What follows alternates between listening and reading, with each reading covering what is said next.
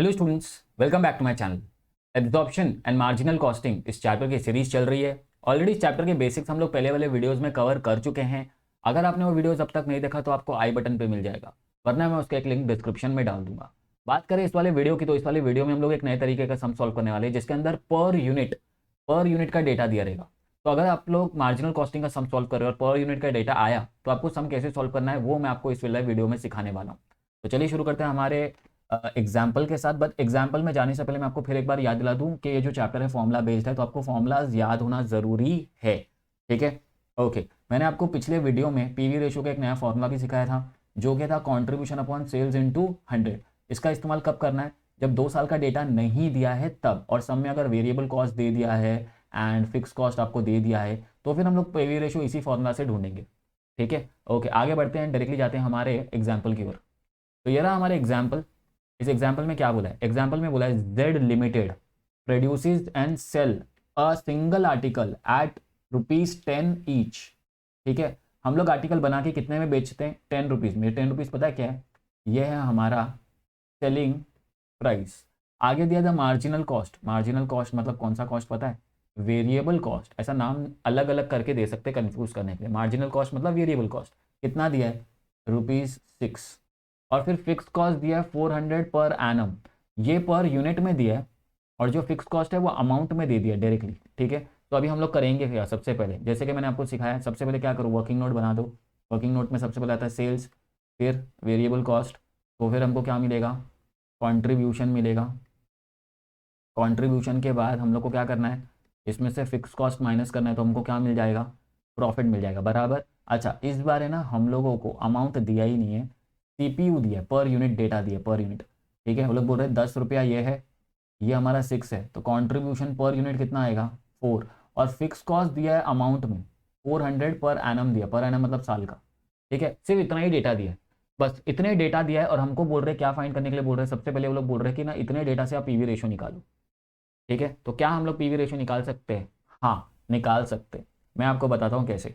देखो, PV ratio का formula क्या है? पीवी रेशो का फॉर्मूला है कॉन्ट्रीब्यूशन अपॉन सेल्स इनटू 100, बराबर।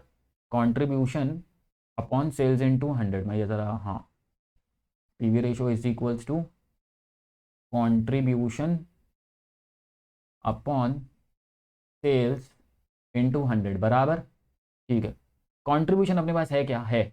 ये भी तो कंट्रीब्यूशन ही है। पर यूनिट में है तो क्या होगा? चलेगा।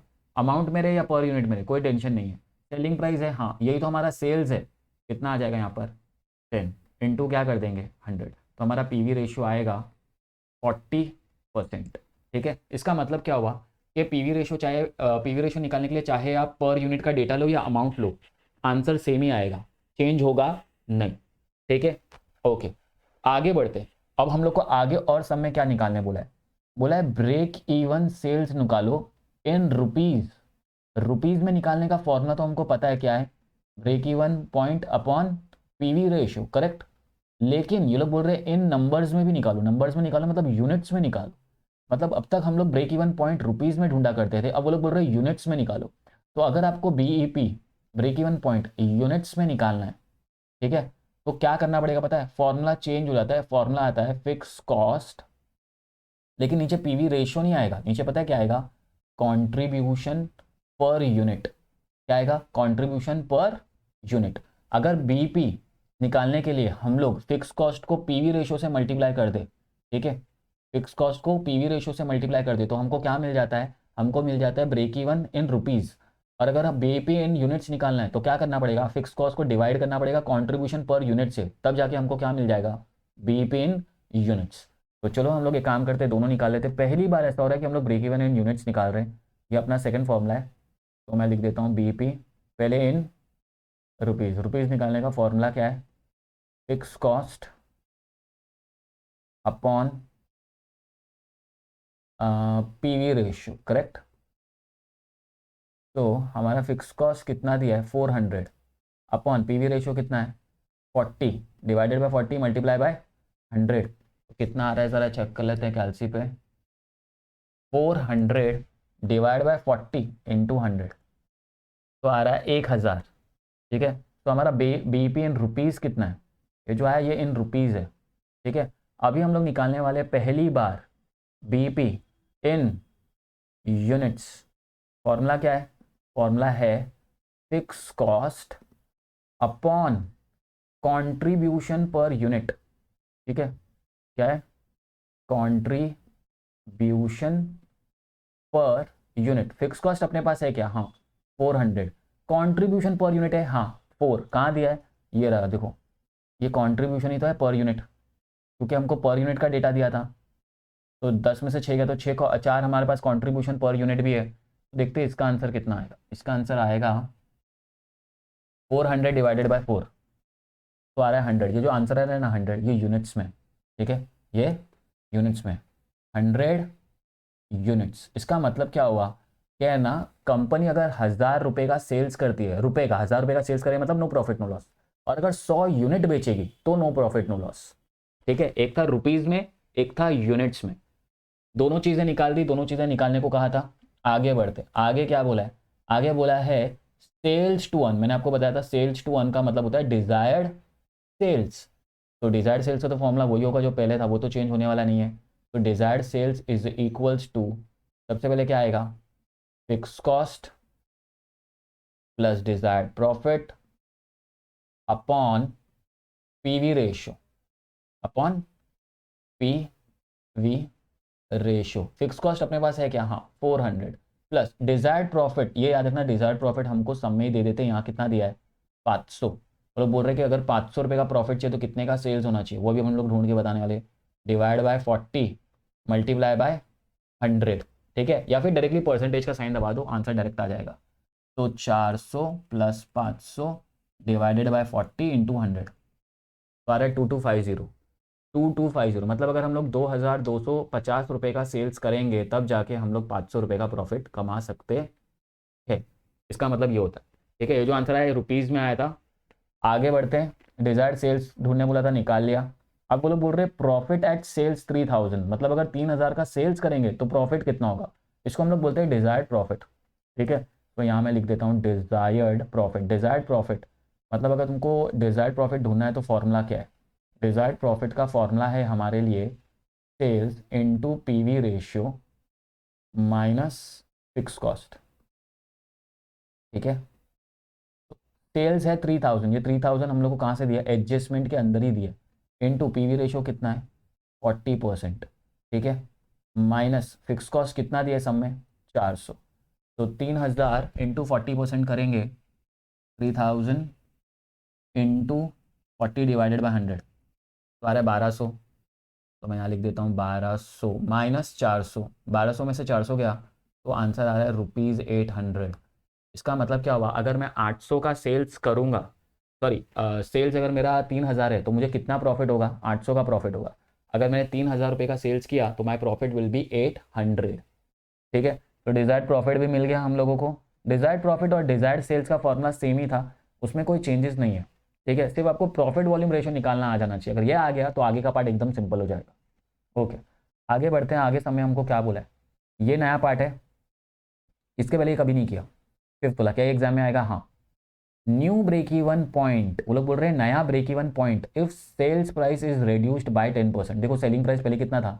10 था। अगर 10 में से 10% रिड्यूस करेंगे तो देखो 10 माइनस 10 परसेंटेज कम करने बोल रहे हैं, तो आएगा 9 रुपया। वो लोग बोल रहे हैं अभी तुम्हारा सेलिंग प्राइस कितना है? 9 रुपया। तो इससे नया ब्रेक इवन पॉइंट वो लोग ढूंढने के लिए बोल रहे हैं। इसका मतलब क्या हुआ कि यहाँ पर आ जाएगा 9, ये 6 ही रहेगा। तो इसका मतलब अभी मेरा कंट्रीब्यूशन कितना है? 3 है, राइट। तो क्या मेरा पीवी रेशियो चेंज होगा? हाँ मेरा पीवी रेशियो चेंज होगा। अभी मेरा पीवी रेशियो होगा कंट्रीब्यूशन 3 है डिवाइड बाय 9 इंटू 100। तो अगर इसको सॉल्व करें तो हमारा पीवी रेशियो, नया वाला पीवी रेशियो कितना आएगा? 3 डिवाइडेड बाय 9 इंटू 100। तो मेरा पीवी रेशियो आ रहा है 33.3333%। तो मैं लिखने के लिए लिख देता हूँ 33.33%, ठीक है। वो लोग क्या बोल रहे हैं कि अगर आपका सेल्स प्राइस रिड्यूस हो गया 10% से तो आपका नया ब्रेक इवन पॉइंट कितना होगा? तो मैंने पीवी रेशियो क्यों निकाला? बिकॉज ब्रेक इवन का फॉर्मूला देखो क्या है। ब्रेक इवन में नीचे क्या आता है? पीवी रेशियो आता है ना। तो पहले पीवी रेशियो निकालो, पीवी रेशियो को निकालने के बाद ही तुम लोग नया ब्रेक इवन निकाल सकते हो। तो देखो नया ब्रेक इवन मैं यहाँ निकाल देता हूँ। न्यू ब्रेक इवन का फॉर्मूला तो वही रहेगा, fix cost upon PV ratio. Fix cost तो 400 का 400 ही है, लेकिन क्योंकि सेलिंग प्राइस चेंज हुआ तो पीवी रेशियो चेंज हो गया। पीवी रेशियो अब है 33.33। लेकिन जैसा कि मैंने आपको कहा था, कैलसी पे आप पूरा लोगे तो एग्जैक्ट आंसर आएगा। तो देखो मैं करता हूँ 400 डिवाइडेड बाई 33.333333, कैलसी पे जब तक 3 आता तब तक ले लेना, इंटू 100, तो आपको एग्जैक्ट आंसर आ जाएगा 1200। तो अगर हमारा सेलिंग प्राइस चेंज होता है 10% से, तो मेरा नया ब्रेक इवन पॉइंट कितना होगा, 1200 रुपीज़ में। ठीक है, यूनिट्स में निकालने बोला नहीं है, अगर यूनिट्स में निकालने बोलेंगे तो मैं यूनिट्स में भी निकाल देता। ठीक है, यूनिट्स में निकालने का फॉर्मूला क्या होता, fix cost upon contribution per unit, right. तो ये होता मेरा 400। इस बार मेरा कॉन्ट्रीब्यूशन कितना है, 3। तो 400 डिवाइड बाई 3 करेंगे, 400 डिवाइड बाई 3 करेंगे तो 133.33 आता। 133.33 ये यूनिट्स में होता। ठीक है, बट ऐसा कुछ बोला नहीं है तो मैं यूनिट्स में नहीं निकाल रहा हूँ, सिर्फ रुपीज़ में निकाल रहा हूँ। ओके, अब आगे जाते हैं। आगे क्या बोला है, मार्जिन ऑफ सेफ्टी निकालने बोला है एट सेल्स 1500। तो मैं जाता हूँ, यहाँ पर हम लोग जाते हैं एंड निकालते हैं M O S. M O S is margin of safety. Margin of safety का फॉर्मूला है total sales minus B P sales. Total sales उन लोगों ने दिया है हमको 1500। ठीक है, वरना आप लोग यहाँ पर ढूंढते हैं कि सर यहाँ पर तो सेल्स का अमाउंट है ही नहीं, है ना, तो इसलिए उन्होंने दे दिया है 1500। देखो यहाँ पर दिया ना 1500, 1500 का सेल्स दे दिया, 1500 में से बीपी माइनस करना है। लेकिन सवाल ये कौन सा वाला, पुराना वाला या नया वाला।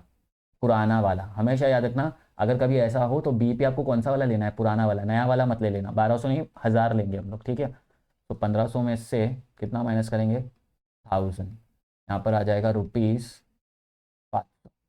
ठीक है, ओके। तो हम लोग लास्ट वाला पार्ट करने वाले हैं, जो कि है सेलिंग प्राइस पर यूनिट ढूंढना है। क्या ढूंढना है, सेलिंग प्राइस पर यूनिट। वो बोल रहे अगर ब्रेक इवन पॉइंट रिड्यूस होकर 80 हो गया तो हमारा सेलिंग प्राइस कितना होगा। मुझे बताओ, ब्रेक इवन पॉइंट यूनिट्स में डेटा दिया ना, तो break even point in units का फॉर्मूला क्या है, break even points in units का फॉर्मूला है fix cost upon contribution per unit बराबर। देखो ये हमको दे दिया 80, ब्रेक इवन दिया ना 80, और हमको ये भी पता है कि फिक्स कॉस्ट कितना है 400। कंट्रीब्यूशन हमको पता नहीं है, नया कंट्रीब्यूशन कितना आएगा। तो नया कंट्रीब्यूशन कैसे मिलेगा, नया कंट्रीब्यूशन मिलेगा 400 डिवाइडेड बाय 80। तो आएगा 400 डिवाइड बाई 80 करेंगे तो हमको नया कंट्रीब्यूशन मिलेगा 400 डिवाइडेड बाई 80, 5। कितना आ रहा है कॉन्ट्रीब्यूशन, 5 आ रहा है। तो यहाँ मैं लिख देता हूँ 5। अब देखो मैंने कंट्रीब्यूशन ढूंढा इस फॉर्मूला से। देखो वापस से मैं बताता हूँ, सब में क्या बोला था, सब में बोला था सेलिंग प्राइस ढूंढो। अगर आपका नया ब्रेक इवन पॉइंट कितना है 80 यूनिट्स, यूनिट्स में दिया था इसलिए यूनिट्स का फॉर्मूला लगाया। मुझे ये पता है ये 80 था, मुझे ये पता है 400 था। कंट्रीब्यूशन पहले वाला कैसे ले सकते हैं, बिकॉज सेलिंग प्राइस चेंज हो रहा है तो कंट्रीब्यूशन भी तो चेंज होगा ना। तो 80 के बीपी पे मेरा कंट्रीब्यूशन कितना आ रहा है, 5 आ रहा है बराबर। अच्छा, अब मुझे बताओ, देखो सेलिंग प्राइस कैसे मिलता है। सेलिंग प्राइस निकालने के लिए हम लोग क्या करेंगे पता है क्या, वेरिएबल कॉस्ट और कंट्रीब्यूशन को क्या कर देंगे, प्लस कर देंगे। मुझे कंट्रीब्यूशन पता है कितना है 5, और मुझे ये पता है कि मेरा वेरिएबल कॉस्ट कितना है 6। तो इसका मतलब मेरा न्यू सेलिंग प्राइस पता है कितना होगा, 11। ठीक है, अब आप लोग बोलेंगे सर आपको कैसे पता चला कि वेरिएबल कॉस्ट और कंट्रीब्यूशन को प्लस करना है। तो मैं आपको टेबल में बता देता हूँ। देखो ये रहा, सेलिंग प्राइस पता नहीं है, कंट्रीब्यूशन पता है 5 है, वेरिएबल कॉस्ट पता है 6 है। तो अगर नीचे से ऊपर जा रहे, देखो ऊपर से नीचे आ रहे थे तो मैंने माइनस किया था, नीचे से ऊपर जाएंगे तो क्या करना पड़ेगा, प्लस करना पड़ेगा। इसका मतलब new selling price is equals to, नया सेलिंग प्राइस कितना आएगा, 11 पर यूनिट। तो चलिए इस वीडियो में इतना ही। अगर आपको ये वीडियो पसंद आया तो आपको पता है क्या करना है, लाइक करो, सब्सक्राइब करो, शेयर करो।